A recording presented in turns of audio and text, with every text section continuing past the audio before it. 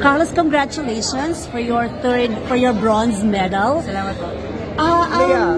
Ang score mo ng qualifying rounds is slightly higher than the the finals. Were you expecting it or nabigla ka ba sa naging result nung lumabas?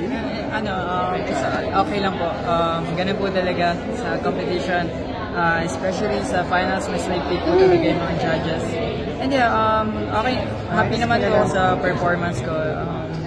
May mga adjustments lang na pwede mabago. Pero overall, may mababa din yung difficulty ko para i-compete sa dalawang great breed, special gauge tsaka kay White House and Luke.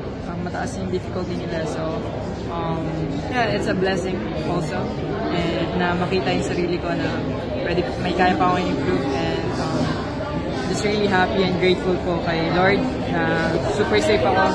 May bukas pa ako na performance, and I'm really praying na ganun pa din, maging safe and magandang performance na po yung hiniling ko. Oo, may injury ka daw or yung mga recent injuries mo? 2 months ago, nagpe-prepare po ako para po talaga sa individual all around, pero yun po, unfortunately sa training po, nagkaroon po ng minor injury po sa wrist.